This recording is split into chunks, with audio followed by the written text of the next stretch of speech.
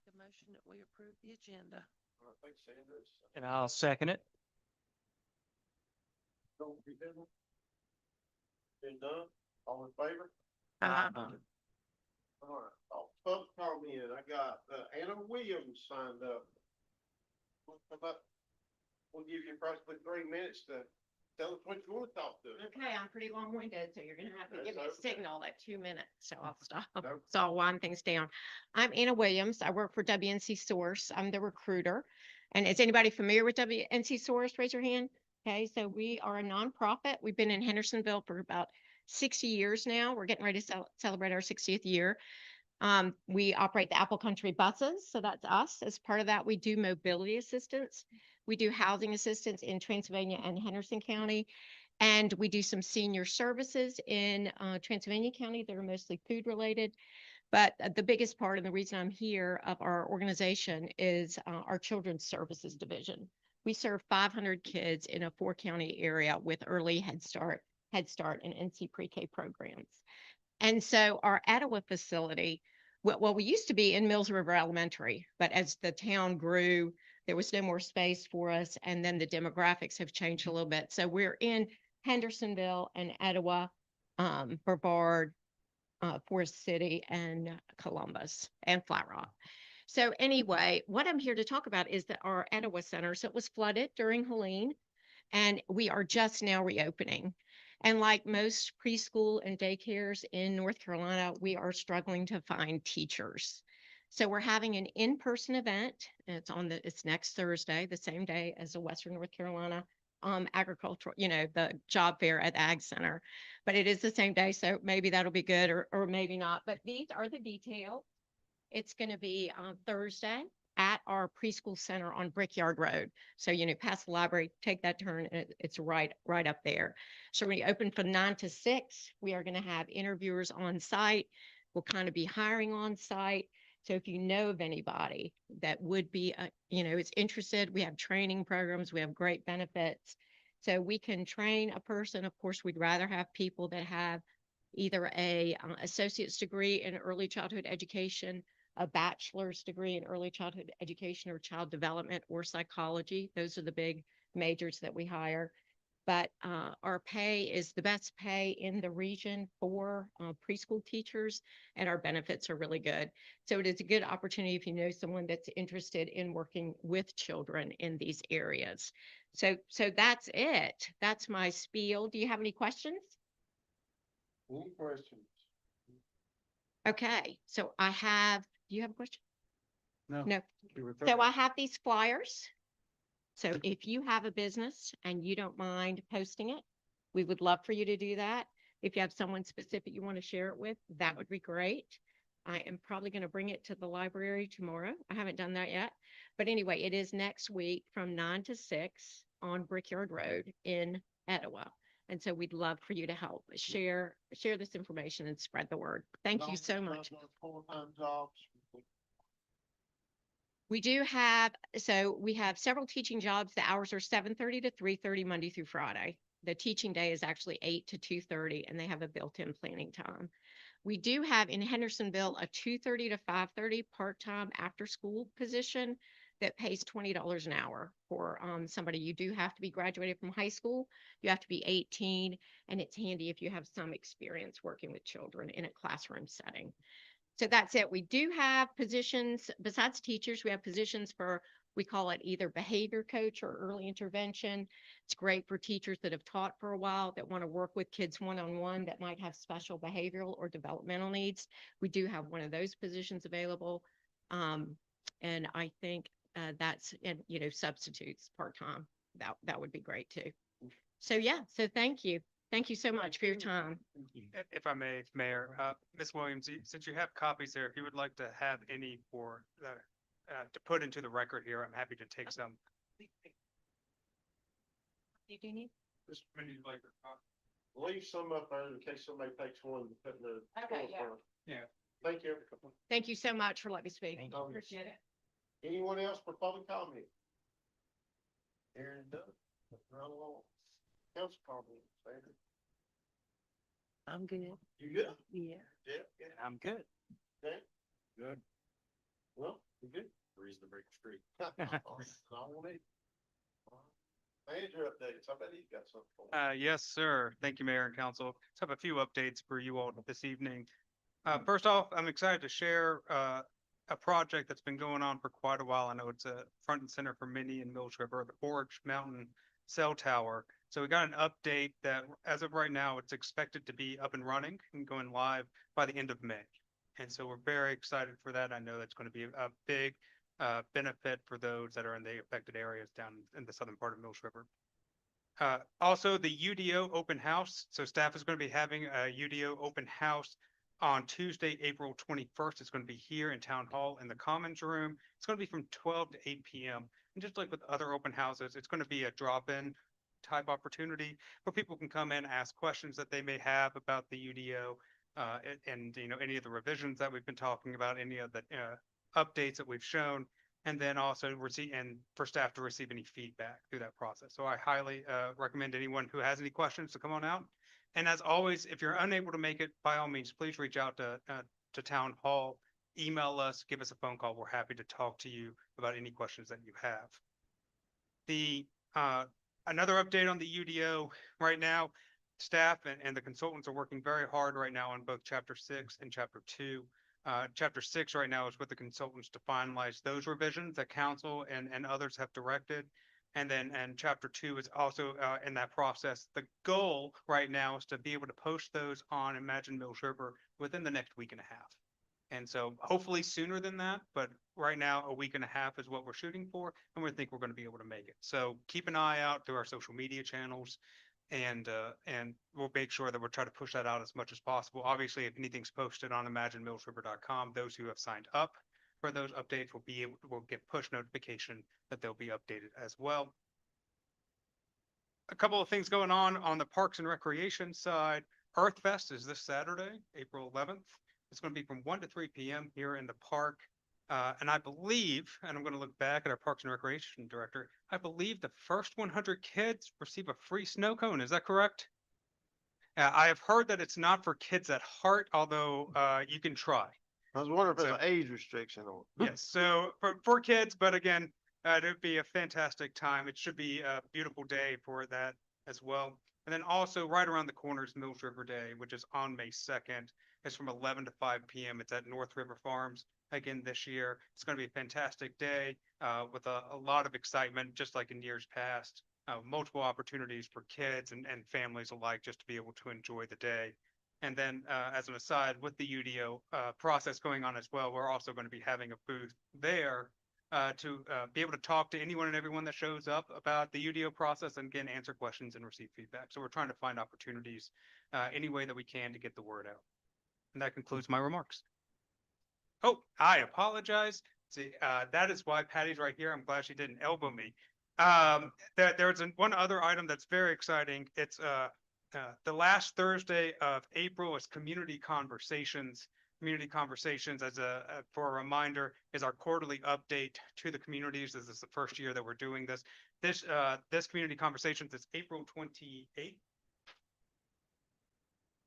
Yeah, see now, it's the last Thursday in April, and I apologize for give one quick second here. April 30th. April 30th, it's going to be within District 1, which would be Fire Station number 4. That's, again, Mills River Fire Department has been fantastic partners throughout this process as well. And as a part of that community conversations, because we're going to be in District 1, Councilmember Good is going to be there, as well as at-large member, Councilmember Kimball, to be able to talk to the community. We'll be providing updates and be able to receive feedback at that point as well. It's at 6:30 p.m. Again, 6:30 p.m. on April 30th. Fire Station 4, North and District 1. We'll put all that information out on the website and through our social media channels. So now I believe that concludes my remarks. Thank you, sir. Consent agenda, by motion, please. Make a motion to approve the consent agenda. Thank you, Brian. Looking for a second. I'll second it. Thank you, Jeff. Any discussion on that consent agenda? Hearing none. All in favor? Aye. Any opposed? Hearing none. All right, now we have a proclamation. I think my manager's gonna read it. All right. Thank you, Mayor and Council. So tonight there's a proclamation before you to honor the Blue Ridge Honor Flight Program, and so I'll be reading the proclamation. Whereas the Blue Ridge Honor Flight Program is dedicated to transporting America's veterans and Gold Star family members to Washington, D.C. to visit the memorials dedicated to honor the service and sacrifices of themselves and their fellow service members. And whereas the Honor Flight mission was born in 2004, when World War II veterans were personally flown by Earl Morse to Washington, D.C. to see the newly completed National World War II Memorial, recognizing that many veterans lack the means to make the journey on their own. And whereas in January 2006, Jeff Miller of Hendersonville, North Carolina, was inspired by Morse's vision and boldly arranged to charter an aircraft to transport veterans at no cost, demonstrating the extraordinary power of community determination. And whereas in 2006, the organization Honor Air flew more than 300 World War II veterans from the Asheville Regional Airport to Washington, D.C. entirely free of charge, providing medical personnel, personal guardians, transportation, and a hero's welcome that many veterans describe as one of the most moving experiences of their lives. And whereas in February 2007, Earl Morse and Jeff Miller merged their organizations to create the Honor Flight Network, which has since flown well over 300,000 veterans to their memorials in the nation's capital. And whereas on September 24th, 2016, the organization proudly took flight under the name Blue Ridge Honor Flight, marking its 500th mission. And whereas the Blue Ridge Honor Flight has expanded its mission to include veterans of World War II, the Korean War, and the Vietnam War, ensuring that all who served and sacrificed for our nation are honored and recognized. And whereas the volunteers, donors, guardians, and supporters of Blue Ridge Honor Flight embody the finest traditions of community service and gratitude, giving countless hours and resources so that our veterans may receive the honor and recognition they so richly deserve. Now, therefore, be it resolved, now therefore be it proclaimed by the Town Council of the Town of Mills River, North Carolina, who hereby honors and recognizes the Blue Ridge Honor Flight for its extraordinary dedication to America's veterans, its deep roots in Western North Carolina, and its tireless commitment to ensuring that those who served our nation are welcomed home with the gratitude and respect they have earned. And be it further proclaimed that this proclamation be presented to the Blue Ridge Honor Flight as a lasting symbol of the town of Mills River's deep gratitude and proud support of all those who have worn the uniform of the United States Armed Forces, adopted this 9th day of April 2026. Very nice, very nice. Proud of each and every one of them. It's something to be part of. Gentlemen, like to come forward. Present you. For what you do, with your small part. I'm getting to go on the next one, so I'm excited. I've been once before, I cried the whole time. I've taken more Kleenex this time. Say something, please feel free. Blood to bear.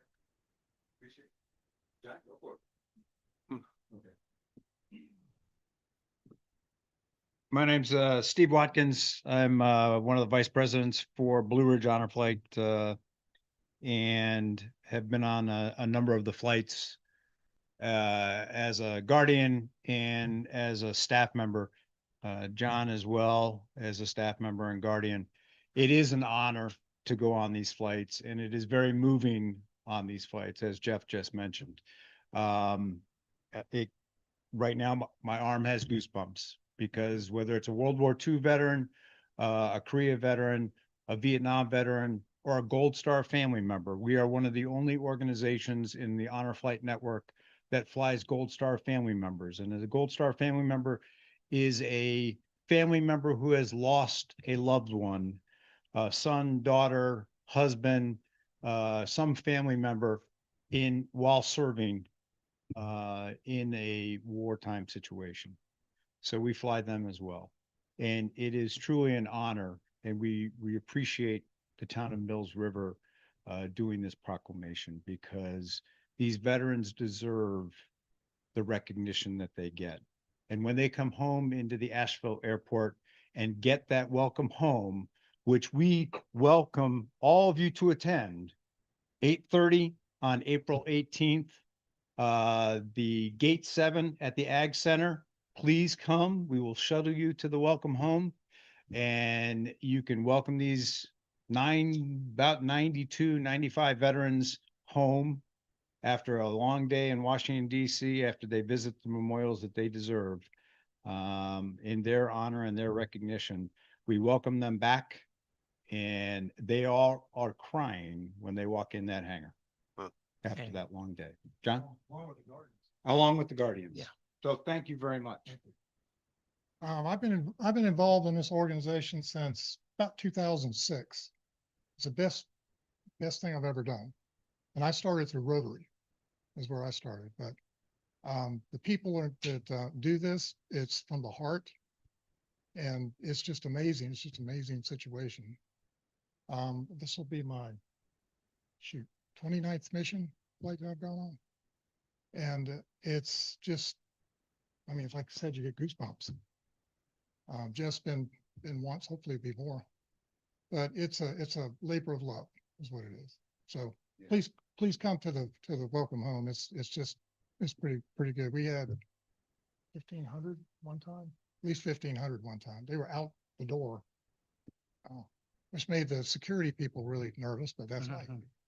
So, but please come, and I would appreciate the proclamation, and thank you very much.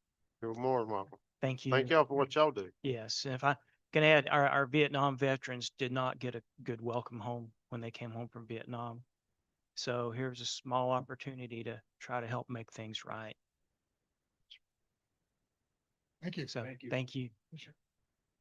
Councilmember Moore, if I may, real Yes. quick, can you repeat in the record again the date of the welcome home?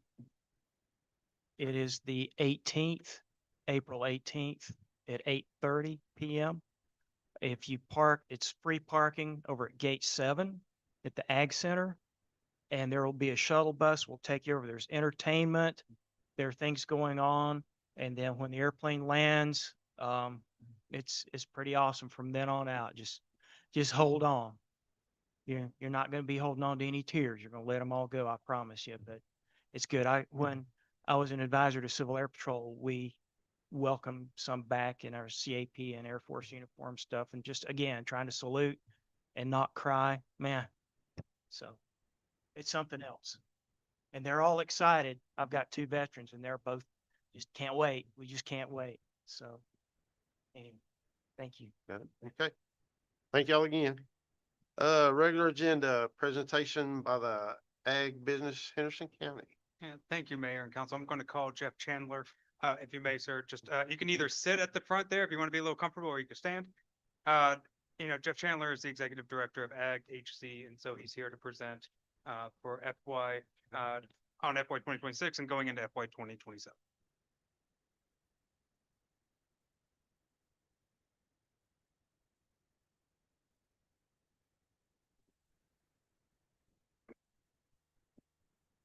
Okay.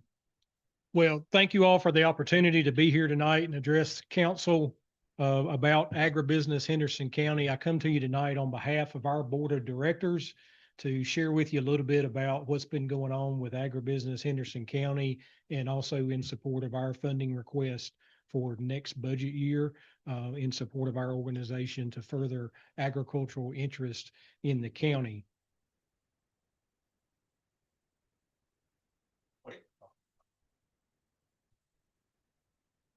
Maybe not that many.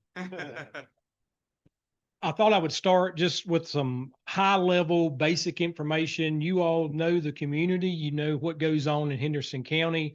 This is some relatively new information put together by our friends at Farm Bureau. So I just wanted to start with that from a broad perspective about Henderson County ag. A lot of numbers on this slide, a lot of things there for you to look at, but it's very nicely done to summarize some of the key points around agriculture in Henderson County. In particular, top left there, one thing that's talked about a lot is our efforts around farmland preservation is noted in this slide. And this is 22 data. I should make you aware of that. This is Census of Ag 22 data that's represented on this infographic here. We've lost 20% of our farmland in Henderson County since 2017. So going back almost 10 years now, we're We're down 20% acreage wise from where we were. But still today we're at 32,743 acres of farmland in Henderson County. You'll see a breakdown there of what that farmland actually goes to as far as its use.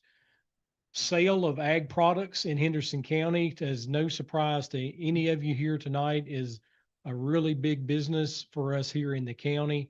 Farm gate value of agricultural goods and products in the county is over $100 million.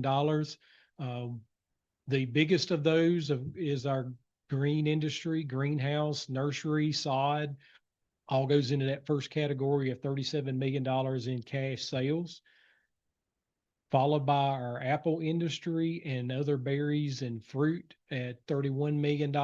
And finally, our tomato industry, all pretty close together, but extremely significant, a really big deal for us here in Henderson County to have those industries represented and the impact that they have.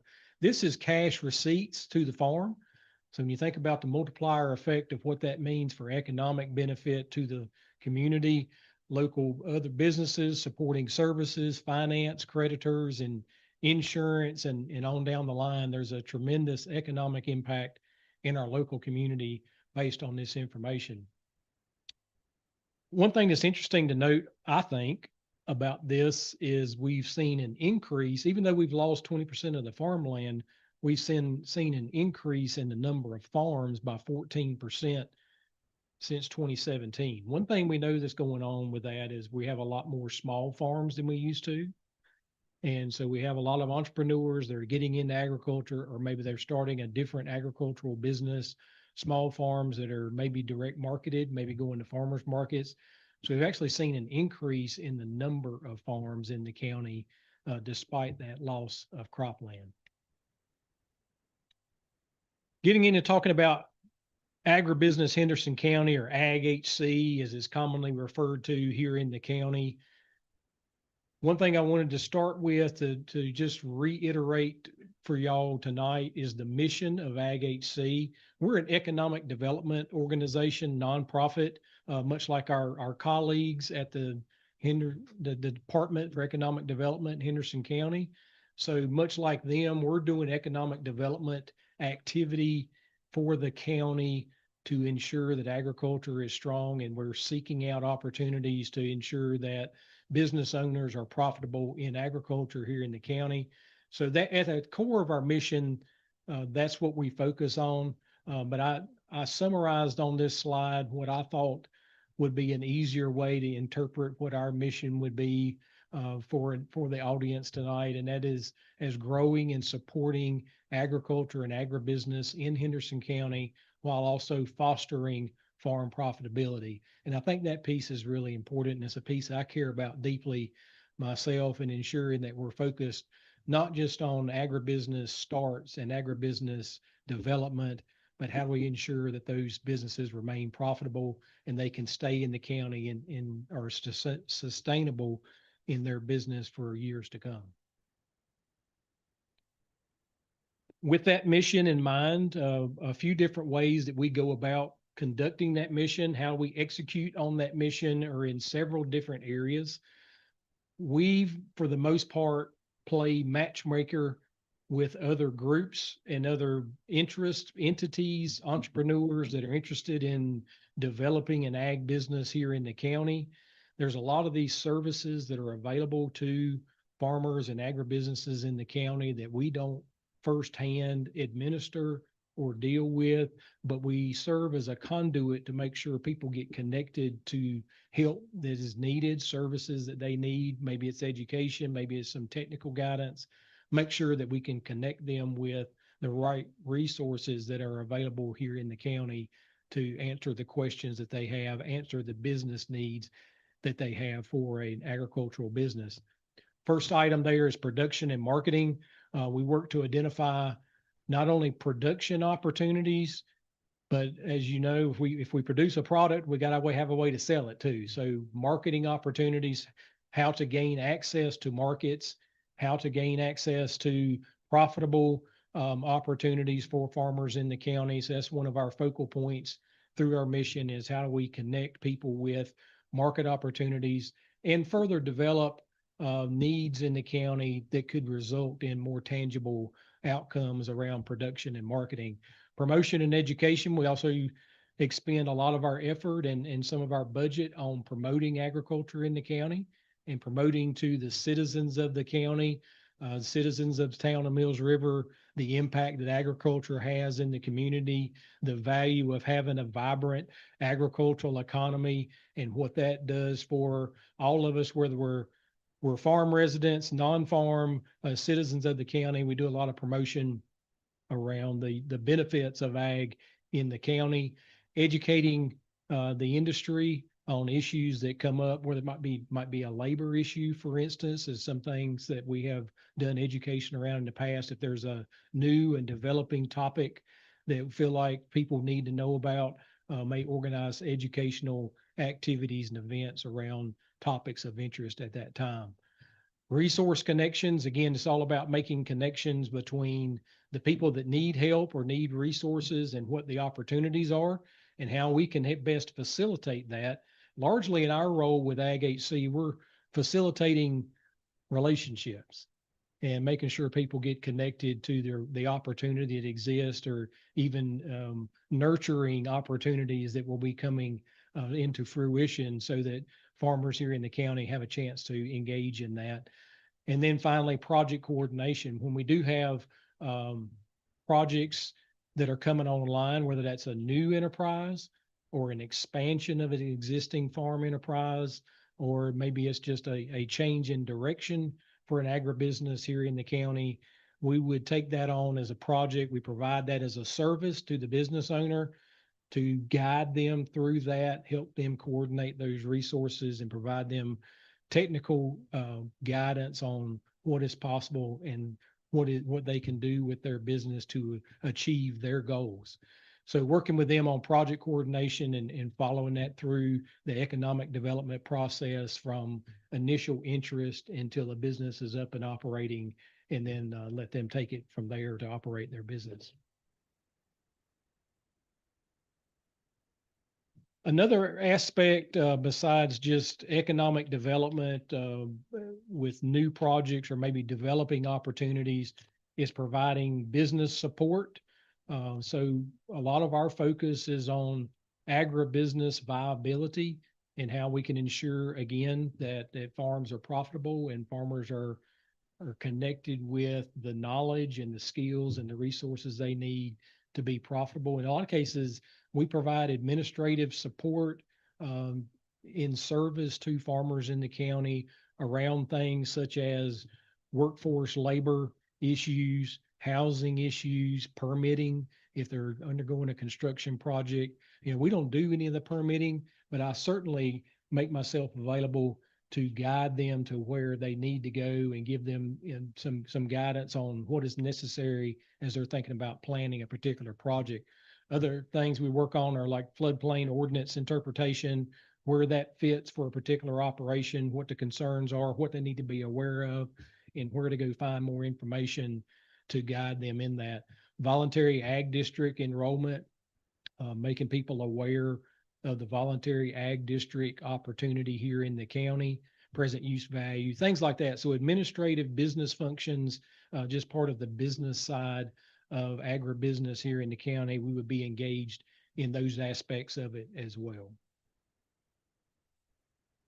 The clientele that we serve, I've had some questions since I started in this position in January from folks in the county about who is it that we serve? Who do we work with? Do we just work with greenhouses? Do we just work with packing houses? No, we work with anybody in agriculture, whether that's a half-acre produce farm that sells direct market, whether it's a large commercial greenhouse operation, apple packing house, whatever it is. We work with all clientele in agriculture across all commodities to serve them and, again, to help them achieve profitability, and so that they can be ensured that their goals can be met for their business here in the county. So small farms, large farms, family farms, larger commercial operations, makes no difference. If you're involved in agriculture, we would like at Ag HC to provide assistance to you in your business. The second part of that is working with the supply chain. So that's processing operations, packing, distribution, all this in the entire supply chain, the continuity between the farm and the marketplace. And there's a very important piece in between with supply, distribution, and logistics. And we work with those providers as well to ensure that product has a way to move and move efficiently and has an opportunity to gain the best value for producers here in the county. And finally, the educational resources that would be available or professional services that might be needed in an agribusiness, whether that's law, accounting, credit, any professional services like that. Again, just trying to make connections with people and provide assistance to them to ensure they can achieve their goals. I think one of the daunting limitations that people have, especially for all these new farmers who I was talking about earlier, is how do they go about the business of agriculture? How do they approach the business side of it? And that's where we have a role to play in helping them better understand that and navigate that business process. I'll shift my comments now to the budget. Ag HC is a 501c6 nonprofit organization, first organized in 2013. Very proud and of the support we've received from the town of Mills River since 2013. Thank you for that very much, and the support we've received in the past from the town of Mills River. This is our budget breakdown for fiscal year 26 and our projected budget for fiscal year 27. You'll see that Henderson County is the largest contributor to our budget in public funds at $160,000 a year. Town of Mills River in the current year at $18,000. We also receive support from the city of Hendersonville. We are a membership organization, and I just want to stress here that we serve all agricultural clientele in the county, but we are a membership organization and welcome members to join us. Private memberships go into our budget, and those that are compelled to engage in Ag HC at that level and that level of commitment, we encourage and welcome them to join us as a paying member. Fundraising, we occasionally do have some fundraising dollars that come into the budget. You'll see in 27 have projected about $3,500 in fundraising there that goes back into our general fund. Grants for designated projects. We do seek occasionally small grants to do some designated projects of benefit to farmers in the county or to our membership. And that's what's represented that. So that would be private grants that we would go after and pursue for specific things.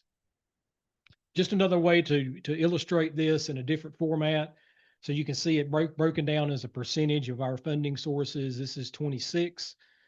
Again, you'll see Henderson County at 69% of our budget, by far the majority of our budget coming from the county. Mills River at 8%, and then our memberships and sponsorships at 19% of our total budget.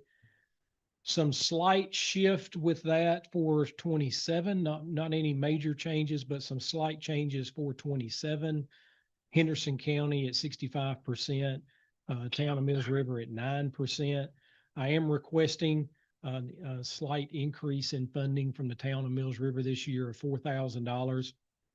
And the reason for that is with Ag HC in a position now, like I said, I started in this position in January, but we do feel like we're uniquely positioned right now in Henderson County to take advantage of a lot of very positive opportunities and a lot of new energy and engagement around Ag HC and what we can do for the farming community and agribusiness community here in the county.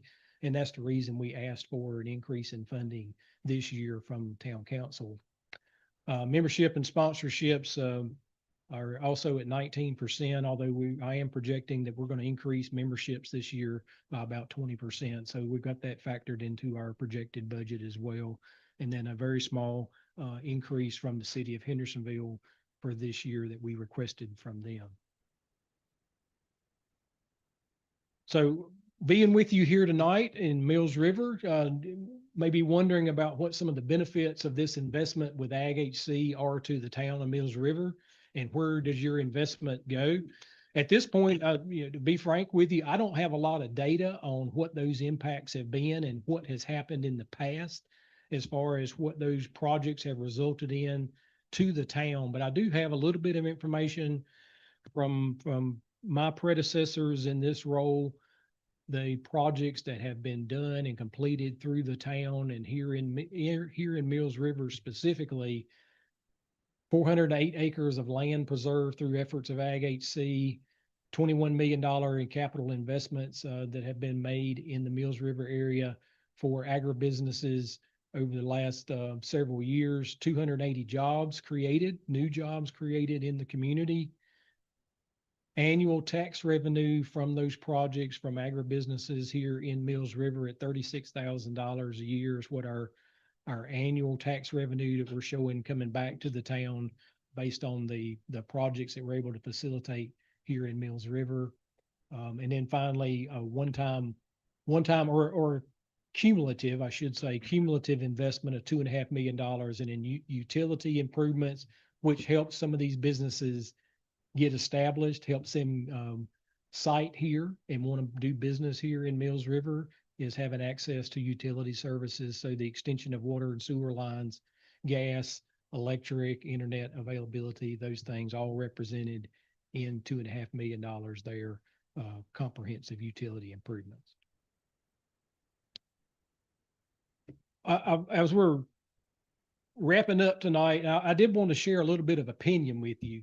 A lot of people ask me what the future of ag in Henderson County is going to look like. And several people have asked me since I started, what do I see for Henderson County agriculture in the future? What is that going to look like? What do we need in Henderson County? That's probably been the most common question. What do we need? My opinion, looking at ag in Henderson County, the opportunities are going to be focused, I think, most greatly. There's always exceptions, of course, but I think most greatly around controlled environment agriculture. So that would be greenhouses, high tunnel operations for produce production, anything like that that involves a controlled growing environment. Management intensive production practices, the high density orchard system in the apple industry out in Edneyville and other parts of the county. Plasticulture crops here in Mills River, very big and very significant part of the local economy here for Mills River. Small berries, small fruits and berries, vineyards, those types of crops.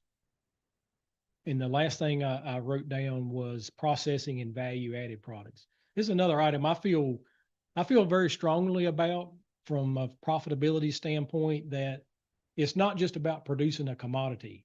It's about producing value that can be captured at the farm level by the agribusiness that's in operation here in Mills River or somewhere else in Henderson County. So my focus is on how can we capture value, not just produce a commodity to be sold at a price taker type of a relationship. That examples of that could be anything from like a cidery, the wineries in the county, direct marketing, roadside stands, retail markets, our farmers markets in the county, agritourism ventures in the county. Those are things all add value to what was a raw commodity. And that's a way for us to keep investments here in the county, keep them in the town of Mills River, how we can create additional value for the farmer and for the community at large by value adding here at home. And finally, wrap up there, the best way I know to summarize that is I think our future will involve optimizing the net return per unit land area, not focusing on what we're producing in gross, but focusing on what we're producing in net and how can we produce that on less land area, keep our productivity high, keep our profitability high. Some of the challenges that we face.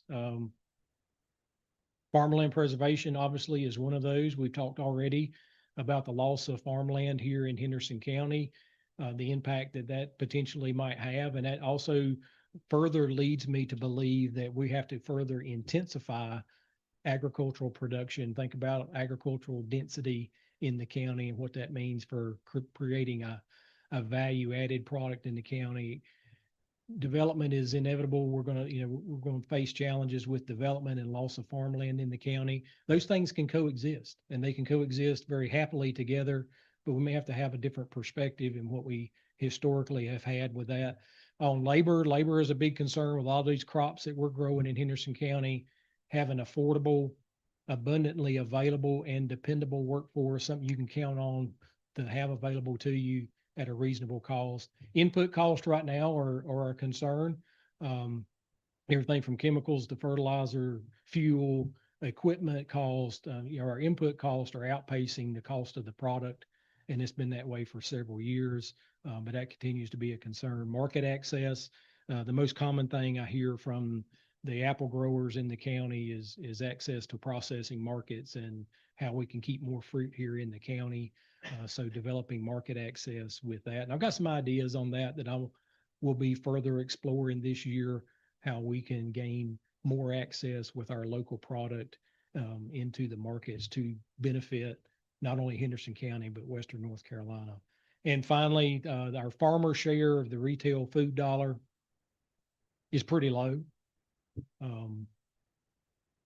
Overall, if you look at all commodities, we're less than 6 cents on the dollar that is realized by the farmer. The rest of it's in packaging, transportation, and so forth. It varies very widely by commodity, of course. Apples here in Henderson County are one that fresh retail price average for apples across the country is $1.70 something a pound. We're 30 cents a pound here in the county average price, or average farm value for apples. The thing that bothers me about that is that the trend line for retail costs is continuing to rise at a pretty positive rate. Farm values are flat and have been for a while. So that's the disturbing trend there to pay attention to. That's what I had. Thank you for your time and your attention. Happy to take any questions anybody might have.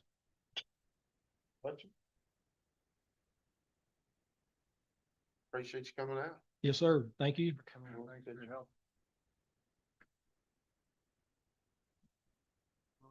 Next up, presentation by Henderson County Partnership for Economic Development. Yeah, thank you, Mayor. Just quickly, you can see that there's a little bit of a theme going on tonight around economic Yeah. development within the county.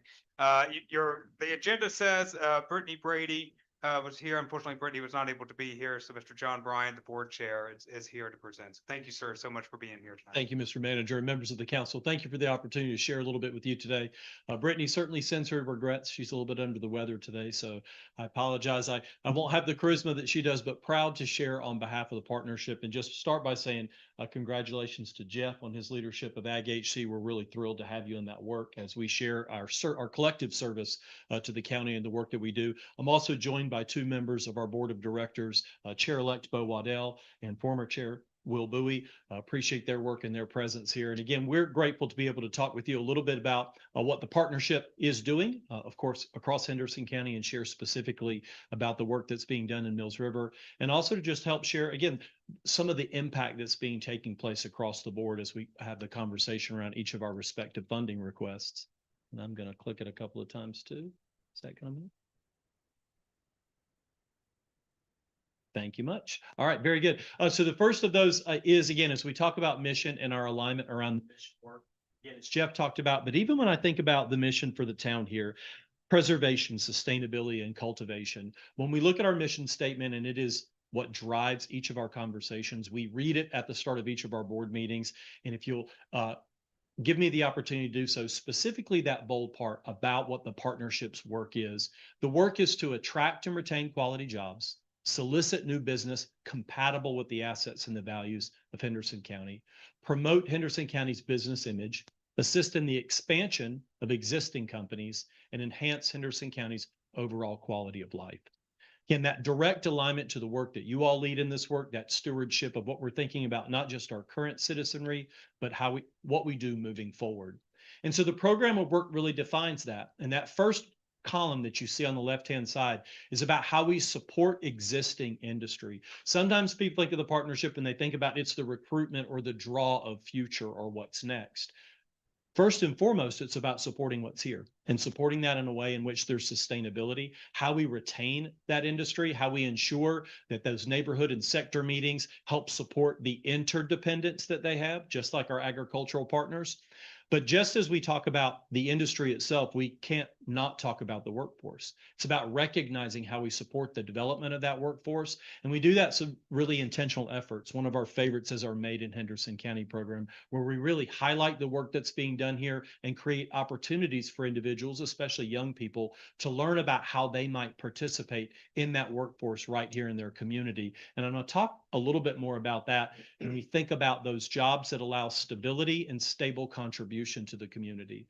The second column that you'll see right in the middle is the marketing and the business development side. There is certainly targeted trade, mission, and outreach where we're saying, okay, what businesses are compatible with our community? What aligns with the way in which our comprehensive plans have been developed, the goals for each of our municipalities and the county as a whole? And how do we create specific alignment around that and recognize the right fit for each of those development opportunities? And that really fits with the third piece, or that third column there, which is product development. And that's specific to the Economic Development Fund. And so the Economic Development Fund works as a sister organization, a nonprofit that helps to ensure that we have appropriate areas for that development and for industry to be present, and that we are able to shepherd that all the way through an industry's interest in being present here or one that might grow here. And we'll talk a little bit more about that specifically. In this slide, you can see the bolded areas, and I'm going to call each of those out because I think understanding EIF and the partnership work is critically important. So we think about that first part about retention, about advocacy, support and development, especially from the workforce lens. When we think about the Economic Investment Fund, we're talking about quality employment and tax-based capacity through product development when we're thinking about the land, and workforce development. Those two have to go hand in hand in our conversation, and that's core to the work of the partnership in EIF. When you look at the bottom of that, think about that proactive engagement with schools, students, and increasing awareness about career opportunities. I have been frequent to say, and many of you know my work in my past life and leading with the school system was much about helping sure that we were preparing young people for the day after they graduated. It was about the recognition that sort of said, you can't dream about a career you don't know about. And we take really purposeful efforts with EIF and with the Partnership for Economic Development to create exposure opportunities. So it's not just industry conversations, industry connections. It's helping young people and their families understand the careers that are here in manufacturing and making sure that there's a work. When you think about the preservation of the tax base, we cannot not highlight the impact that the partnership has had and partner municipalities have had through that work. If you'll start on the right-hand side of the slide, when you think of the total investment, it's over $1 billion.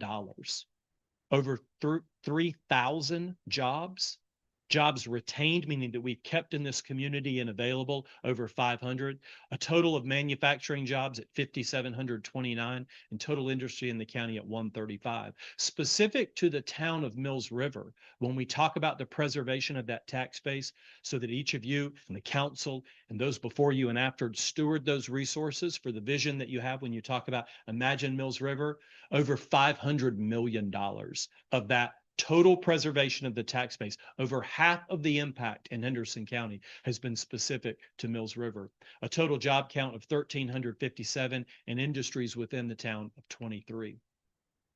One of the questions that we get, and Brittany frequently answers, is why is economic development an ongoing conversation? And that is what I think we all know, but we should call out and recognize is that economic development, much like our relative economies, is cyclical.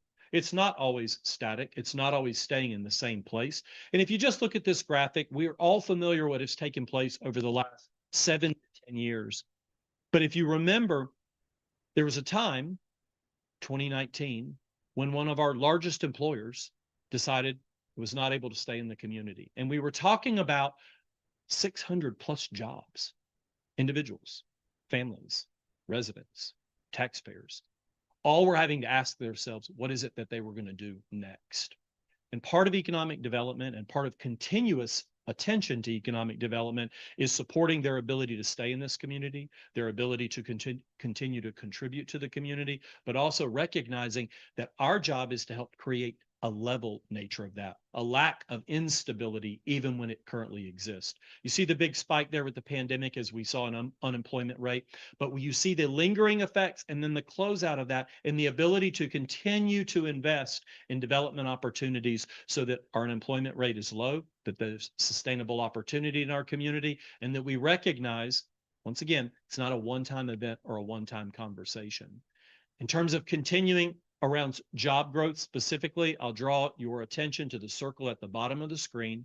Is when we talk about manufacturing in Henderson County, we're talking about nearly 6,000 jobs. If you think about that previous slide, that's 5,700 jobs in our community with an average annual salary of $67,466.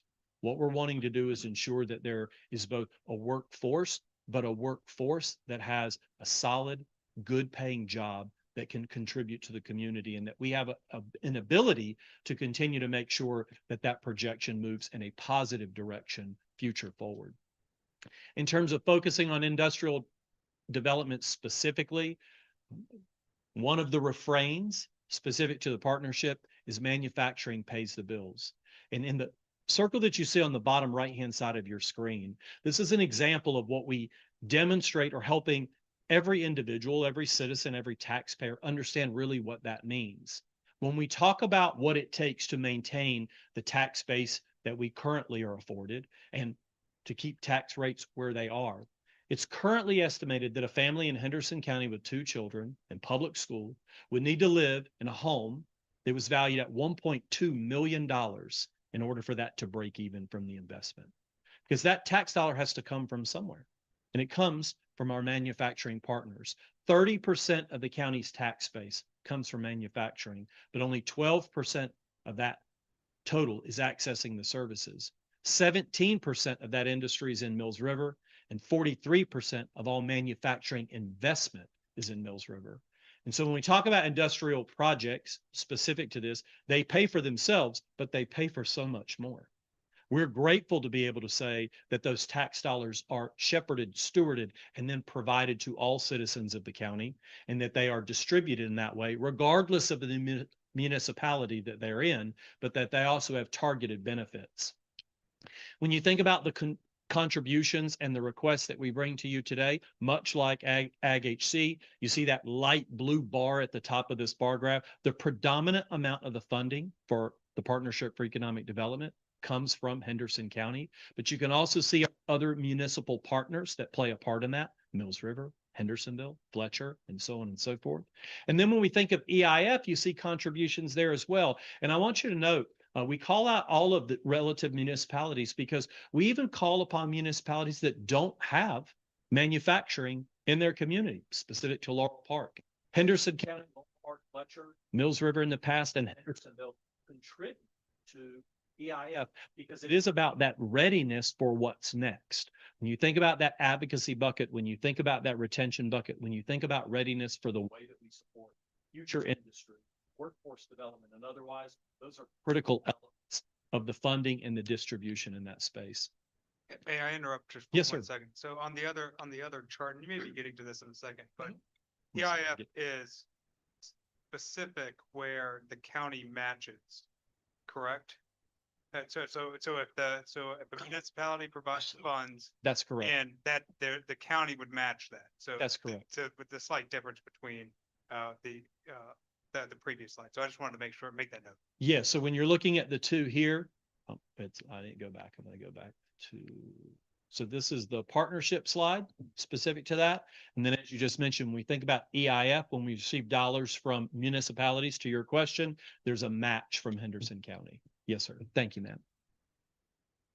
And so when we look at the total cumulative investment, again, over $1 billion related to the tax base, Mills River seeing a benefit of nearly half of that in those contributions and requests. And it's so important, I think, to understand when we think about the work that the partnership does. Yes, we're advocating for each individual citizen, but so much of our relative work, much like the leadership that each of you provide, is thinking about who's next.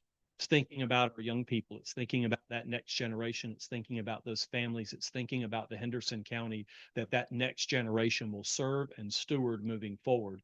And so the partnership's really proud to play in that space. It's really proud to advocate in that space and to be intentional about the work that's done there. And again, you have been tremendous supporters of our work in the past. We continue to ask that you support that work. We are grateful for your investment in that work and your continued investment in it. And it's most important that we think about the way in which, as I said before, each of us are interdependent on that work, that each of our municipalities and our county government support citizenry across the board, and that you know that we're advocating on your behalf as well, continuing to support what's present in Mills River in order that you're proud of where that moves forward. And so I thank you for the time that you've given us today. Glad to answer any questions that you might have. Question? No. Appreciate your time. Thank you very much. If Brittany asks you, tell her I did a fair job, okay? Yeah, you did a great job. I Tell me appreciate you need to get feeling better. I certainly will do so. Thank you so very much. Thank y'all for coming too. Yeah. Appreciate your support. All right, consideration of the North Loop repair contract. All right, thank you, Mayor and Council. So I'm going to introduce this item real quick, and then I'm going to turn it over to the expert on the screen over there. So as a reminder for council and all those that are listening, you know, we're well aware that Hurricane Helene and Tropical Storm Helene, you know, created a lot of damage across Henderson County and Western North Carolina. We are continuing to work through the FEMA process on many of our projects. And in fact, I'm very excited to share before we really get into this project specifically that there's been a lot of movement over the last 2 weeks in regards to our other FEMA projects as well. So I'm going to be able to provide more updates on that to the public at the April 23rd meeting, but we're starting to see movement. And that movement means that we're going to start getting back to pre-Helene conditions and in any way that we can mitigate for future actions as well. But one of the things that we know that's been a struggle is around the North Loop and the storm debris and access to the river. And so, again, I'm just going to set the table a little bit about where we've been and where we're at now. Is that back, at the beginning, we were trying to be, good, responsible, government, public sector employees and doing the best we can to work with our partners on addressing the storm debris. And ultimately, at the end of the day, council decided in late October, that the direction we needed to go with the reimbursement strategy and handle that process directly. And so there are a couple ways that you can do this. If it's over a certain threshold, which for FEMA, it's over $1 million, it's essentially a large project. And that large project requires a reimbursement process. If it's under $1 million, but then they will front those monies for you to move forward. So after looking at the estimates, we recognized that it was going to be more than likely a large project. So we followed those procurement processes that are required there. And so I'm excited to share that we've been working diligently since that direction from council on getting this project moving forward. And ultimately now I'm going to turn it over to Luke just to share a little bit about, since the last update that he provided, where we've been at with the work, the design elements, ultimately to construction coming soon, potentially. Thank you, Luke. Thanks, Matt. Thank you, Mayor. Thank you, Board. So I'm happy to provide an update tonight. I think since I last spoke to you all a little over a month ago, we were currently finalizing the design. I'm happy to say that now at this point, the design has been complete. All permits have been received. And then shortly after we met last time, we actually advertised the project for bids. So we put the project documents out and advertised those for local contractors in the area who were interested in helping the town with this project.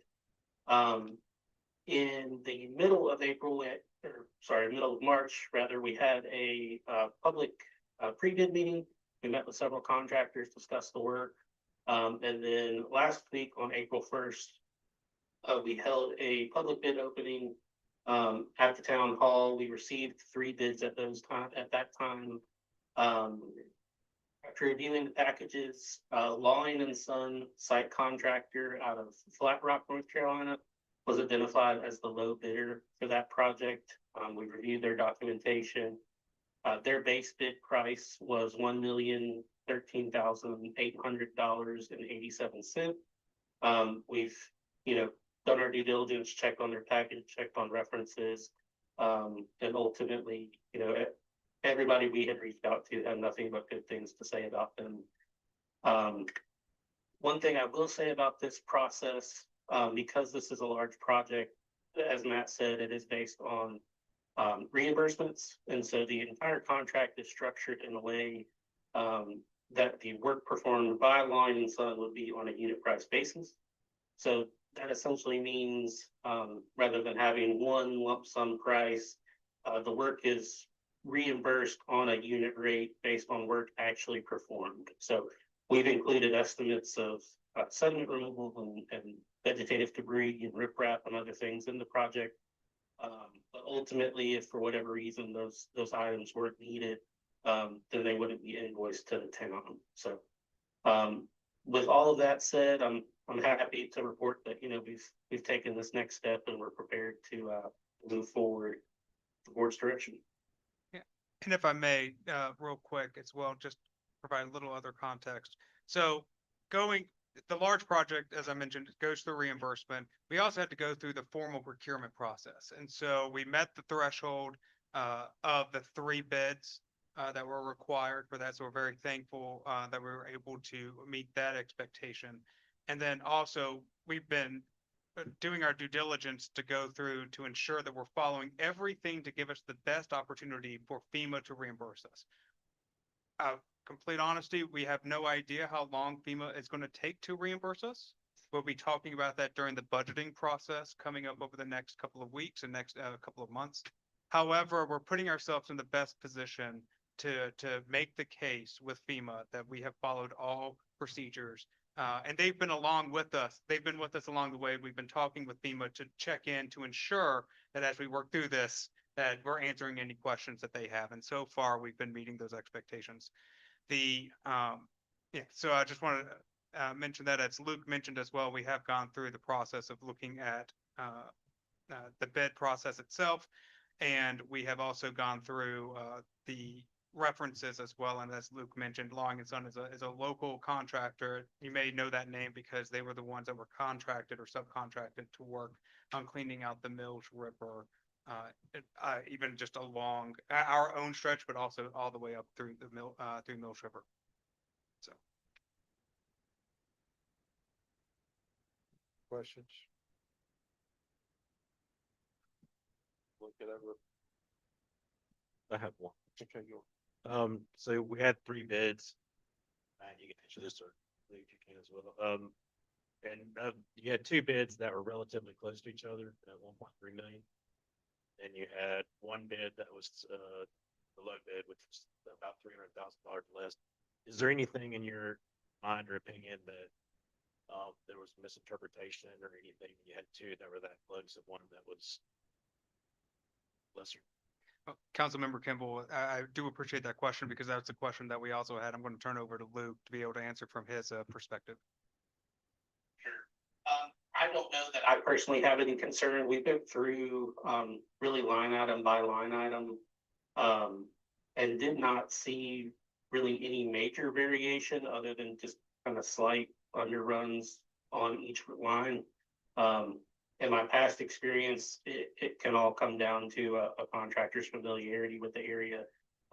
With them being so local, it very well could have been something that they were very familiar with the work, especially having done work on the Mills River previously. So, in my opinion, nothing jumped out at me in the bid pricing to give me any concern. And if I may, just couple other things that may provide some comfort as well is that not only is it a unit-based price, it's also a not to exceed price in there as well. So again, even if there's something potentially runs over, that there's a not to exceed amount that's a part of that. One of the areas that you saw, Councilmember Kimball, I believe, was the soil and erosion control area as well. Again, those are requirements that are there. And so regardless of what the unit price is at that point, that, we're going to have the same standards and expectations across the board to ensure that, things are being followed by North Carolina Department of, Environmental Quality, to make sure that we are, meeting those needs and expectations. So, hopefully those two elements bring at least a little bit of clarity to your question. I have another question. When can they start? Yeah, so as of right now, thank you, Councilmember Cantrell, for that.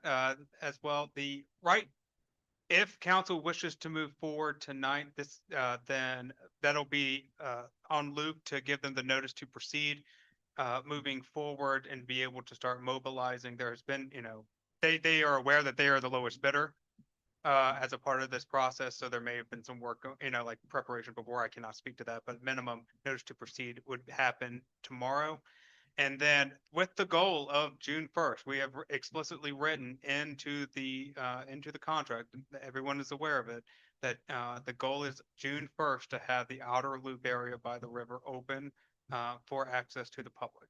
And so as of right now, that is still the goal, again, with the understanding that weather is a permittable reason why it may be slowed down, but we're working on that.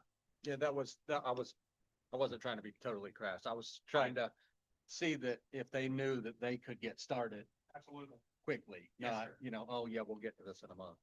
Absolutely. Yes, sir. Anything else? Need a motion. Make a motion to adopt resolution 2026-07. Ryan? About a second on it. I'll second it. Any discussion on it? Hearing none. All in favor? Aye. Any opposed? Hearing none. Right. Thank you, Luke. Thank you all. Thank you, Luke. Thank you. We'll be in touch tomorrow. If you would, after y'all make contact with the Lawrence, let us know when their projected start date is, just so as a public.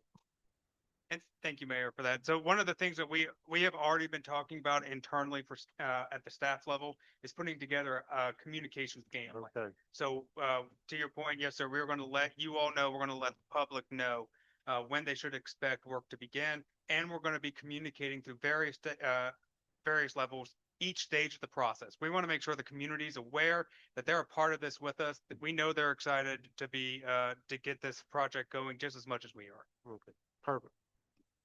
Approval of our budget amendment for grant project ordinance for FEMA. So yes, Mayor and Council, I'm going to call up our Finance Director, Julie Osteen, to be able to present this item to you and answer any questions you may have.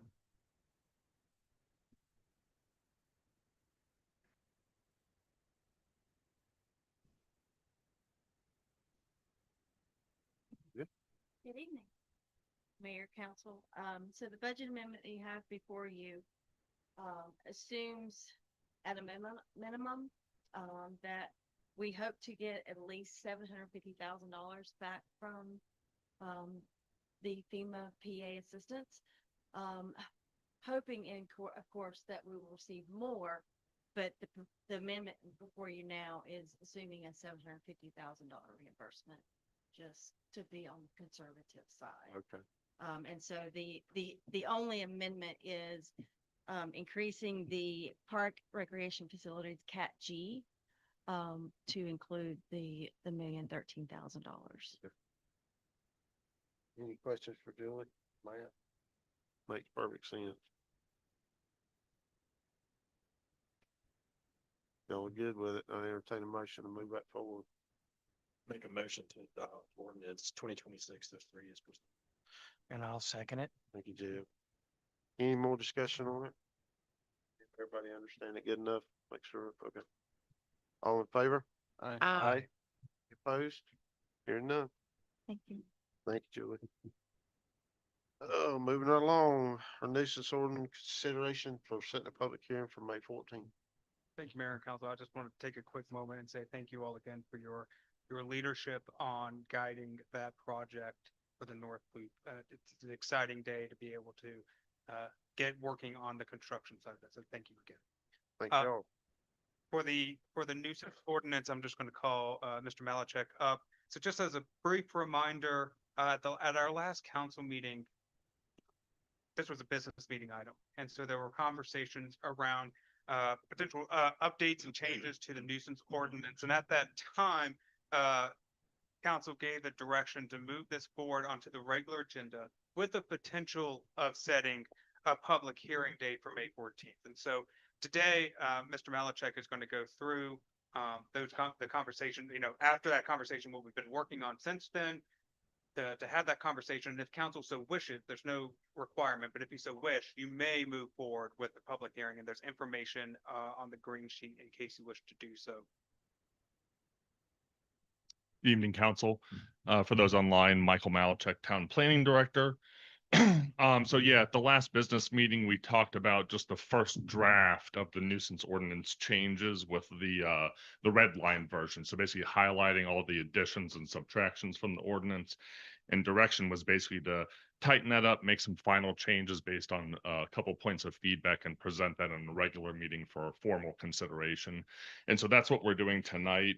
A couple things I'll just highlight in the ordinance quickly that were changed from the last time. I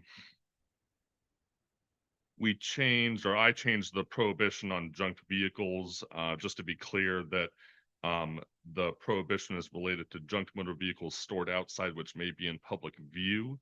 Now, again, we talked about there are specific provisions for non-residential and residential regarding that. So again, if there's a business and a junk vehicle or inoperable vehicle is related to that business, it is allowed, period. In residential settings, 1 to 3 vehicles could be allowed on a property, but you could be allowed to cover those with a tarp.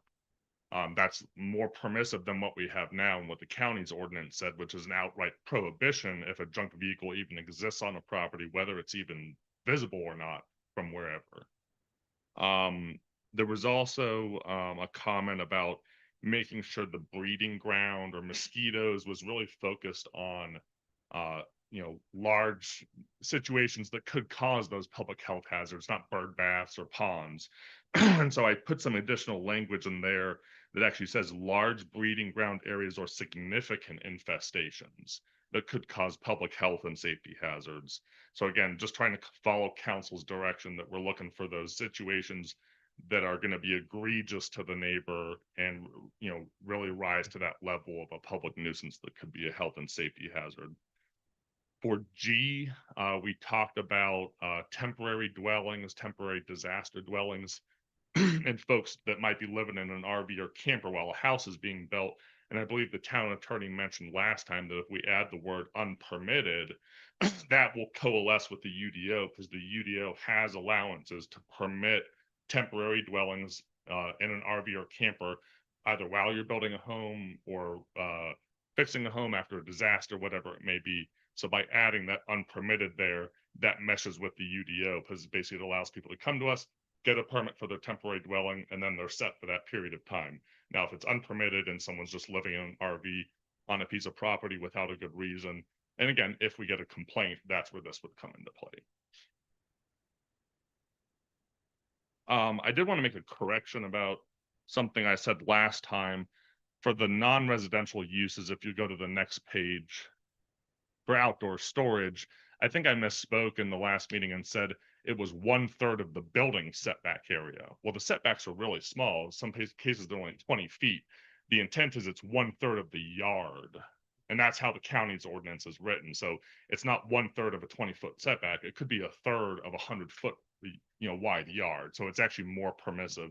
The point is you actually don't want that storage in the setback area, which is why there are these separation distances, 20 feet, 15 feet from adjacent properties. So items that are stored are not going to be right up against a neighboring property. So I did want to make that correction based on the conversation last time. Any questions to this point? Mr. Malachek. Yes, go ahead. Just a quick, just to confirm, that one mirrors the county. Yes, the county's ordinance mentions 1/3 of a yard, and I just misspoke and said it was a building setback or yard setback. I believe those were all the major changes versus from the last time. We did clarify again that there's an informal notice, is 15-day period. There's a formal notice and there's a 45-day period, which is longer now. So that's 2 months built into the front of the process. And then from there on out, it's the normal 30 days between the letters. Again, if someone makes contact with us and they're working on it, we're gonna, give them all the time they need within reason to address the issue, as long as there's contact in progress. That's really my summary. I mean, again, this is just the final version for council's input and feedback in a regular meeting for formal consideration. So happy to take questions. Strange. Ask, so I know where some cars have been sitting. Trees have grown up through them, everything else, probably since the 50s or 60s. So is those vehicles grandfathered in? I'd turn, This year before the time? Yeah, so, well, and it may not be necessarily that they're grandfathered in, but there are certain statute of limitations that you have to abide by in order to enforce certain zoning and or nuisance regulations. So let it sit for too long without an enforcement action. I mean, think about it. If you had that car, it might be historical now. Yeah. But if it's sitting out there for 20 years and it's in public view, you can see it from the right of way, and you don't do anything with it, the law's gonna say after 7 years, you can't bring enforcement action. I just know people travel from all over to come and walk through the trees to see these cars. And I would almost hate for that to stop. Me personally. Yeah, I mean, I think you're gonna have a hard time. You see what I'm saying? All I I'm just saying is wanna, I think you're gonna have a hard time enforcing it with the statute of limitations. More okay, than 7. okay, that's all I need to know. What do y'all think? Y'all deal with this? I think it makes me happy enough for right now. I called and got all my questions answered, so I'm good with it. James? Well, I'm always against tighter restrictions on voters and residents in Mills River, and I have business and don't live here, but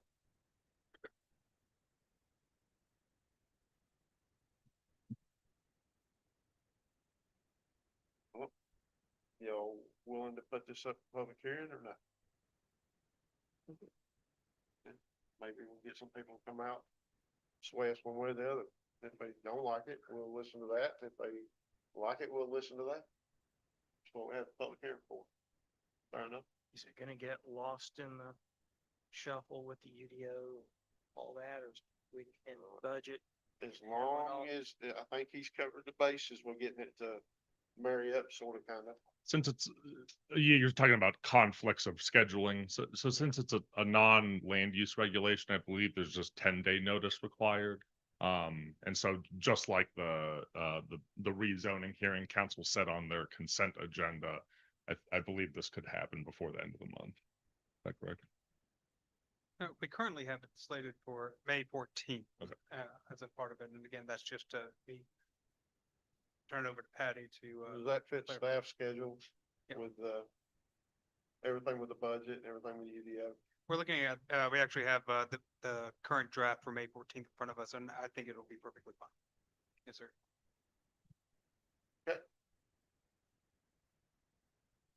I make a motion to set a public hearing for May 14th to hear the public comments on amendments to the nuisance ordinance. Thank you, Sandra. Just looking for a second. I'll second it. Thank you, Jeff. Any more discussion? Hearing none, all in favor? Aye. Any opposed? Hearing none. All right, thank you for all that hard work. I mean, appreciate it. Yes, thank you. Any other business? No, hearing none. Motion to adjourn this, regular meeting and then one to open up our business meeting. make a motion to adjourn. Thank you. I'll second. Thank you, Jeff. All in favor? Aye. Somebody put us in our business meeting. Get out of here a little early tonight. I make a motion to go into the business meeting. Thank you, Sandra. I'll do one more second. Thank you, Chip. All in favor? Aye. Any opposed? Here none. All right, moving right along, our discussion on our hazard prevention ordinance. Yeah, thank you, Mayor and Council. I'll let Mike get set back up for this one real quick. I'll just say that this is on the business meeting because as a reminder, at the last council meeting as well, there was direction from council to bring the hazard prevention ordinance back forward, as well as to bring back the three options that were originally presented. Right now, there's no direction from from staff on what those next steps are. It's for council to determine how you all would like to handle moving forward. So tonight is for informational purposes, and we can get your direction on next steps. And I don't really have a summary. I mean, if you remember back to the latter half of 25, we were up against a floodplain development moratorium. And so council was in deliberations, I think, after having the public hearing on October 2nd. And after that, staff worked with the town attorney to develop these three options. And so option one was basically having allowances for governmental land uses, but limited to essential services only. So think of police, fire, et cetera, in floodplain areas. And then some ag regulation, which focuses on tanks, floodways, and fill. The second option was allowing general government uses. So again, including parks and recreation in floodplain areas. And then those same ag regulations, tanks, floodways, and fill, I'm just summarizing quickly.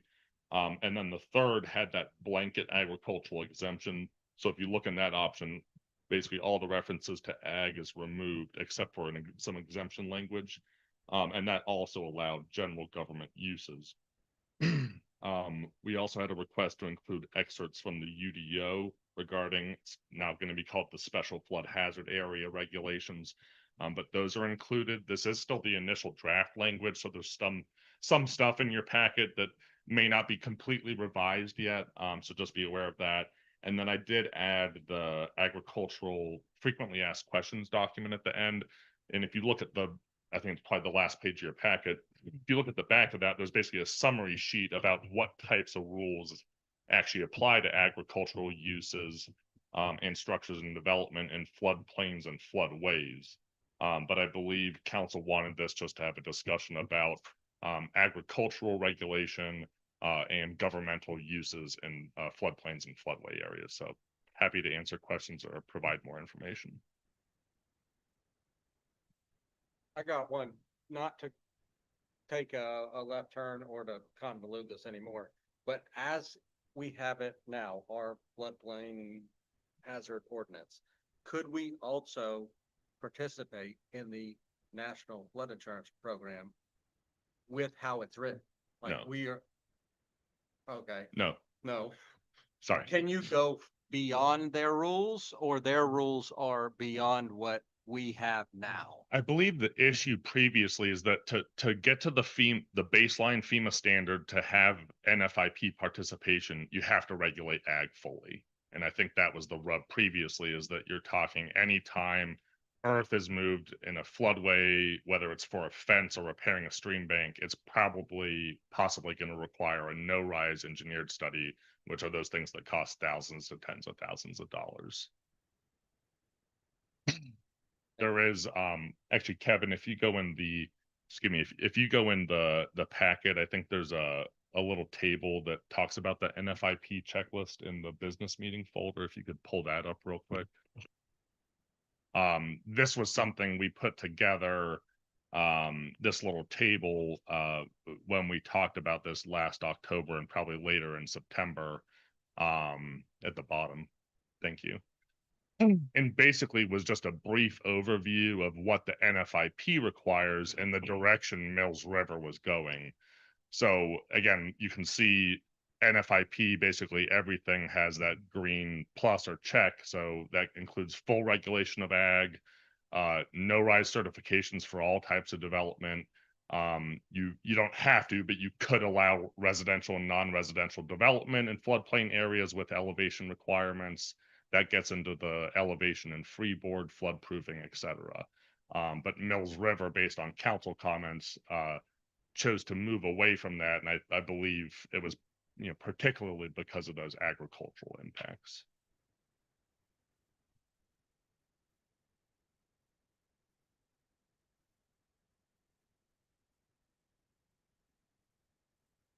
Well, and just to review currently what's the only thing that is limitation on ag right now is Can you go back to the other table, Kevin? Fill beyond, fill, unlimited fill. So it's gonna be the tanks. So I will, acknowledge that when we wrote this, because we were up against the moratorium deadline, I think we just said tanks, Yeah. blanket. We didn't consider about irrigation or tanks with water or tank sizes. So that was something, maybe there needed to be a little more finesse with, but tanks are regulated. If you're elevating a structure with fill, that's regulated because there's regulations on fill. Now, any type of land maintenance, agricultural production, cleaning out ditches, irrigation, any of that normal agricultural land maintenance or production activity is going to be exempt. But it's going to be the tanks, the filling, and then the structures in the floodway. That was the other one. No structures in the floodway were permitted. So if you go to that far right side under prohibited, new ag structures in a floodway are prohibited. Expansion of any existing ag structure in a floodway, again, tanks in a floodway, and then unlimited filling was an outright prohibition. and just for the public, the difference between the floodway and floodplain. Yeah, so the floodway is the area closest to the water body or river that is going to most regularly flood in a normal flood event. Highest velocity of water, usually the most destructive area. And that is the way we crafted our ordinance. The floodway is the tightest in terms of how much regulation is placed on both agriculture and government. Thinking of the North Loop project and the park expansion, the Mills River floodplain here is quite broad. And because of that, the floodway is also very broad. And so because the ordinance was written with strict limitations that basically, while we allow general governmental land uses, none of that's allowed in the floodway because, at the time council chose to, be very careful around the floodway and not have these tanks or structures there, both for ag and for governmental purposes.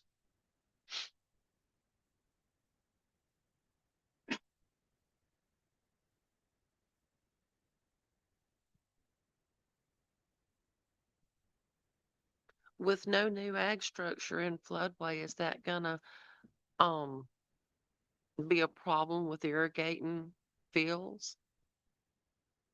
It's a possibility. There's some farmers I've met with and spoken to, some of them use temporary setups, where the pump, the filters, and the tanks, are hauled out to that point on the river every year. And some of them have permanent setups. And obviously that's going to be in the floodway because it's going to be, near the edge of the river. And some of those are permanent facilities. So that is something that, council could take into consideration. They were in the rest of the county under NFIP, how would they do that? My understanding is Henderson County has the FEMA compliant ordinance that allows NFIP or subsidized federal flood insurance. And so they would have to go through the standard, FEMA permitting process, potentially do a no rise study, depending upon the amount of impact. But yeah, there would be a floodplain development permit involved.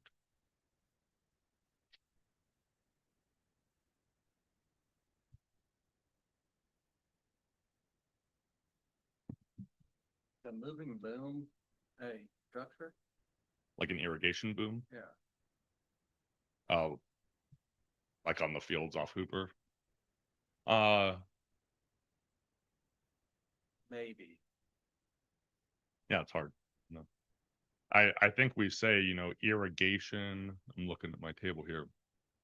Irrigation activities are exempt. But if it's going to have a permanent location fixed on the ground, it's probably going to be considered a permanent structure. But again, where the pivot is probably. Yeah, at the pivot Back point. of it. But again, the way the ordinance was written, permanent ag structures like that or any permanent ag structure are allowed in a floodplain. It's just a floodway itself where there's that restriction. The reason most of that got in there was just, you know, to not exempt any one party because we were afraid the state would kick it out. You know, we was told by Sharon not to exempt any one group of anybody. Or the state would possibly kick it out, just make a slight limitation. That's why the tanks had to be mounted. And we just wanted a permit to know where any new structures went up so we could go check them after a flood and make sure somebody went in the attic or one or something. But, you know, some time has passed. Well, and the whole thing was about general health and public safety. Yeah, exactly. Now, In again, the floodway. Yeah, I mean, the flood. yeah, that's. and again, with the UDO coming up, as we talked about last time in the you know, towns, down zoning exemption, having these regulations put into there, you know, we'll get past some of those legal difficulties or uncertainty we faced last time.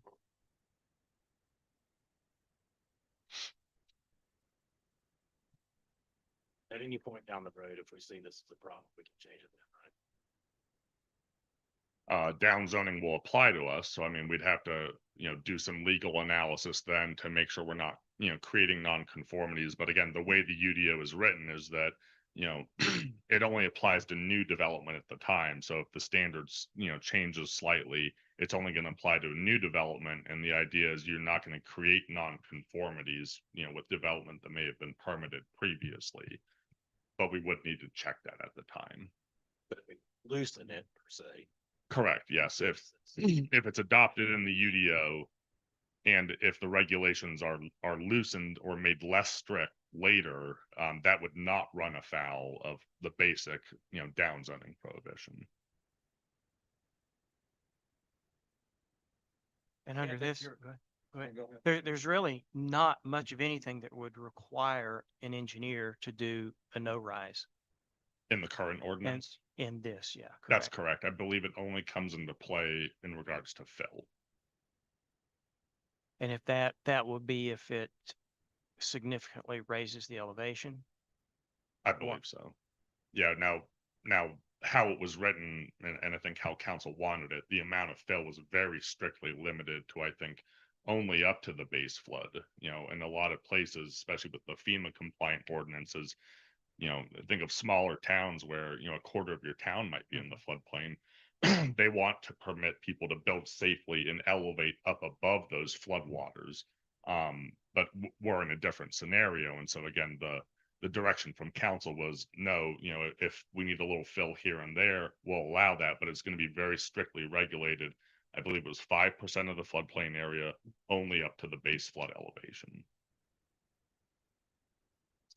Since we passed this, has any agriculture activity coming here specifically to address something that they couldn't do that they needed to do? The only thing I've heard is the irrigation pumps and you know, filtration tanks adjacent to the river. New ones. Yes. The ones that wouldn't, you know, be temporary and, you know, hauled to that spot every year on a trail, or ones that, you know, would be permanent and invested in at that location. Maybe a shelter over it. So, There might be a shelter of it. There might be, you know, I mean, again, I think it was said previously, you know, if they're making that permanent investment, they don't want to lose it. So, you know, it's probably going to be, you know, on a concrete pad or, you know, secured down in some way, but that is going to be a permanent fixture. And again, I think that's what we probably, you know, missed last time, you know, just trying to get something adopted before the moratorium, is we were thinking of just general tanks in the floodplain, but not, you know, water draw from the Mills River. I don't know how somebody's getting insurance on a structure or a pump in the floodplain. I don't know how that's not getting kicked immediately.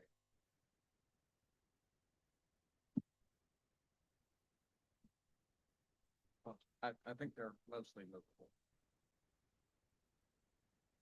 I don't know. We always moved ours, but it's cause they froze in the winter.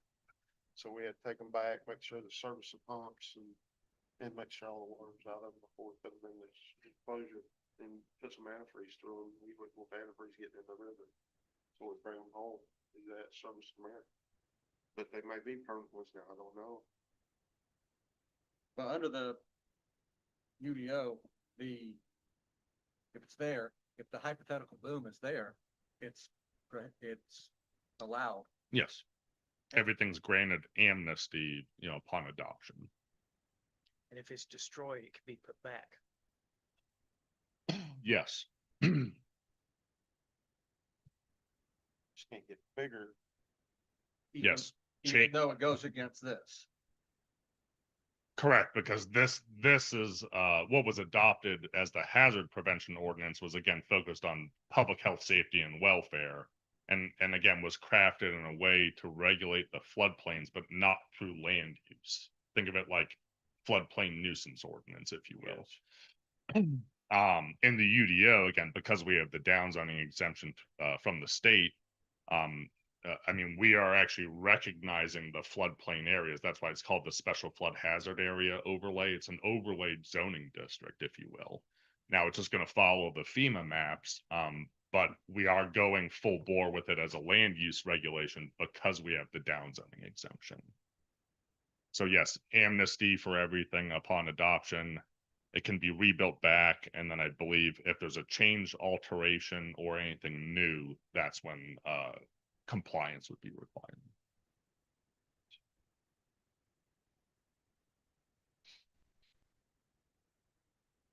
For me, I'm comfortable with that. It's all about safety to the public and people downstream. Start putting structures in the flood way. Sandbox. I would be open to exempted ag if we could get a little bit of room on the governmental side, because I see it limiting us from getting a handicap ramp down at the boat launch. And that was specifically because of those floodway limitations. That I didn't see coming when I was in a hurry to do it either. Make the difference. We're not talking about building structure. I mean, it's, So no, I'm not negotiating no, I'm with, public safety with one group of people to get what we want. That's not an well, that's just me. I said I understand. me. Said me. I mean, we got it tied up to bona fide farms. I trust my people. I reach out, I look out to them and I say, hey, don't fill us in, for a profit. We need it for the farm.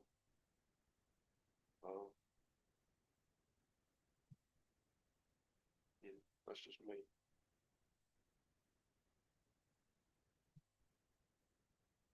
But I'm only one. I'm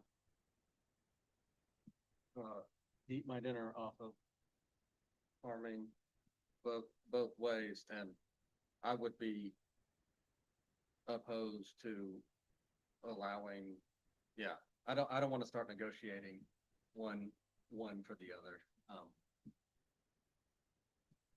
And I don't see a reason to allow it at all. Like, I don't know. I feel like that's opening Pandora's box for governmental fill, and the water don't matter. Water doesn't know if it's governmental or agricultural. The water just goes until something blocks it. But I'm assuming if, Hooper Lane ever gets paved on this side, that'll be a no deal, because they can't raise it. They said they wouldn't do it without raising it. Would that be fine with me? Cause that'd be the biggest land dam around here. I know, but I'm just saying, Cause I mean, yeah, I'm with you. I got upset when that got brought up last time because, Yeah, I could be a little bit of a jerk, be like, okay, so I need to go on my raised road to look at my flooded greenhouse. yeah, but remember, they're gonna put the four culverts in. Yeah. Okay. The hydrologist said the 4 big culverts in hell.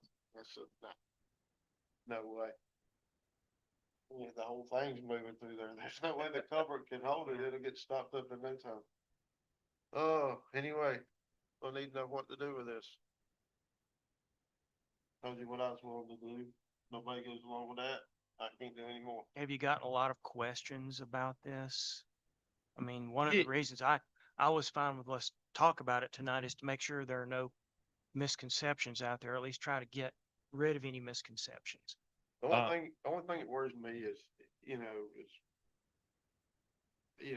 out of disrespect for the ag committee, they have come and met on this and they have come and asked for us to change it. So I will bring that up.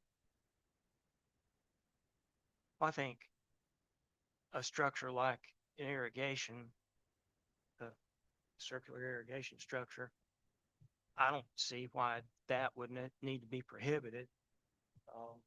I would think that if that's necessary for the farming activity, that should be fine as far as pumps, things like that. And it is, they just don't want to come get the permit and all for it, just so we know where it's at, Sheriff's Department said, hey, we need to know where all these things are. It's got a door on them, just in case somebody goes in there in a situation, so we know to go check after the situation, to be honest. That's the reason it got put in there, part of the reason it got put in. Because a lot of these things are not locked. Could be, but they're not. Locks Just like a only as, barn. locks only as good as a Yeah. sledgehammer or something, right? Most of the stuff they put down in the floodplain is gonna be in the floodway is gonna be known to be flooded anyway because it happens. So I don't think they put structures in there that would be unsafe, and with people roaming around as much as they do out in the world today, having an area that can be locked down like that isn't really secure anyway. If I may, Mayor, just real quick, just for clarification and, as the chief administrative officer of a government entity, I just want to clarify a little bit on the government side of it. When we were talking about structures, so when you're from a government's perspective, if you're looking at the floodway, a government entity, a good governance government entity would be looking at ways to hold the floodplain and ensure that it's not going to be developed, and yet also find opportunities for public use. And so, for instance, those who may have gone to, down the Oklawaha Greenway, in Hendersonville, or those kinds of areas, those areas are designed by governments to allow for flooding, to preserve those flooding locations while also providing a public use. And so when we're talking about facilities or structures, there's not a desire, at least for myself, and I couldn't imagine others sitting in a seat to say, building some type of structure that's, like a building or any sort like that in a floodway, place. It would be, how could you have small uses that would be public good that would also provide for that, for flooding to occur and still be able to utilize it as a public good. Understood. But without no field, correct? Again, if that would be the direction, and again, it would depend from community to community, but again, ultimately, at the end of the day, if there was a rule of no fill, then it would be, how can you create a structure that would allow for flooding without filling? Pretty much what we're got, right, for the governmental part. No field. Well, no, fill is allowed, but only 5% of the floodplain and only up to the base flood elevation. Okay. With the idea that once you go above the base flood, then you're having that damming effect. So there are allowances for fill, but it's extremely limited. And then if you do start putting that, to a larger extent, or especially in the floodway, that's when you're gonna have to do that no-rise study. Yeah, and I was specifically talking about the floodway Mhm. piece of public entities. Okay. Now, the ordinance kind of separates these out. I mean, there was a section just on standards for fill. There was a section just on floodways. And so it is those, specific sections of the ordinance that control those different parts. And so I guess I'm saying they're not all tied together. They can be tweaked separately if needed, if that's council's desire. to the question of the handicap ramp accessibility for boat launch. As long as it's not a structure that's above ground, you paint it, you can go back and put the handicap parking space. Well, I remember there's a big issue about it, and I can't remember how it was exactly. Was it into everything at that, not that night? I don't remember all the specifics either, Mayor and Council. I'm happy to bring that back for future discussion. Generally speaking, if my memory serves me, I'm gonna look back, and Nicole, if you would like, I don't know if do you remember the specifics off the top of your head? I've got it. I'm sorry? I can. You got it, Mike? Yeah. All right, Mike's got it. So the specific issue with the floodway portion of the ordinance that prevented that is it specifically states that work related to the removal of a storm from storm debris or repair of structures either on agriculture or governmental properties are allowed after a natural disaster, but only as long as it returns to its pre-storm condition only, which means no change whatsoever. So even if you were to grind that asphalt down and just put, level out the sides and make a ramp, it's a change. And so unfortunately, that's not good. But it's this one line in the floodway section that basically got in the way of that. Now, again, cleaning the parking lot, putting everything back as it was, great, because it's related to a natural disaster. It's the change that's the issue specifically for a floodway. I think I remember some of the discussion too was about adding anything to and building up to create a future log jam. All right. So what are we doing with it?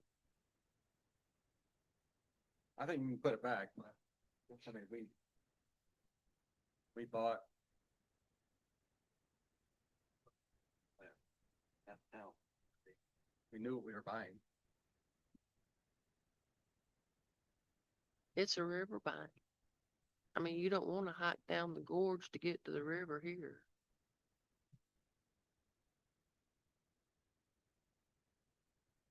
And if you build up on one side, you're just pushing it off on somebody else.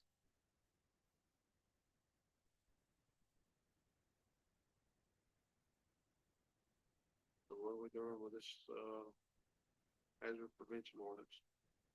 Leaving it as is? Oh. Then?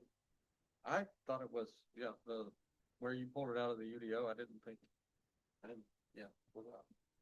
Good. Good. Good.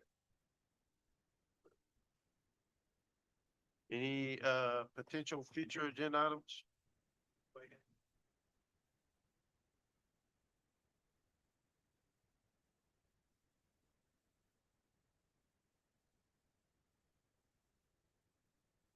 So just for council's awareness, so next April 23rd will be essentially the public safety quarterly update, as well as our overall progress update for quarter 3, and we're going to be including the budget preview and CIP preview. So we're kind of combining those together because we're going to be talking about major projects and initiatives anyway. We're just going to put them together. But those are the main focuses as of right now for April 23rd. Oh, and then I apologize. And then nonprofit applications will also be presented to council at that meeting. So a lot of budgetary updates. I have one question. Yes, go On the nonprofit stuff. I know we talked about this in the past. We're gonna make sure we get copies of detailed budgets for the nonprofit. So I'm going to turn it over to our clerk, Patty Brown. She's leading this. Leading this initiative this year. I know that some of the applications have come in with detailed budgets, some have not. Would you like for me to reach out to the ones that have not and ask for detailed budgets? I would personally, because my fear is always if we're giving somebody money, I would hate to have to answer one day if like the director's making $800,000 and like only 10,000 is going to the project. But 790 is okay with you? Yeah. So, Well, they usually have somebody come back also and give a report, don't they? That has happened with the farm market. Mhm. Yes. Could we ask that of the others too? did they come back and give a report on, how the funds went, what they went for, generally, not specifically? Like if they're doing, um, handicap ramps or something like that, we don't need to know the name of the house, but how many they had built and how many families they had helped. Absolutely, yes, ma'am. I mean, so as a part of the application process, all applicants are aware that council and staff can request essentially, an audit of the work that they've been doing. We're more than happy to reach out and say as part of that, if you would like to schedule, a check-in, 6 months in, 9 months in, whatever you all, would like, to check in on progress of that work. I know I've seen some of them, and the Lions Club, for example, is very active with the trailer that the town funded for. They've been to schools, they've been here to the park, they've been to the farmer's market. Everywhere you look, they show up, and that's a good thing. Anything else? What was the date for the open house again? I didn't write it down. Or for the, 30. no, Uh, no, for the, 23rd. For the UDO, the UDO Yeah. drop in. April 21st, Perfect. April 21st from 12 to 8. Thanks. Sir, Town Hall. Nothing else? Entertain a motion to adjourn our bridge. Make a motion to adjourn. Thank you, second. I'll Second. second. Thank you, Sandra. Aye. Aye. Any opposed, Sharon? No.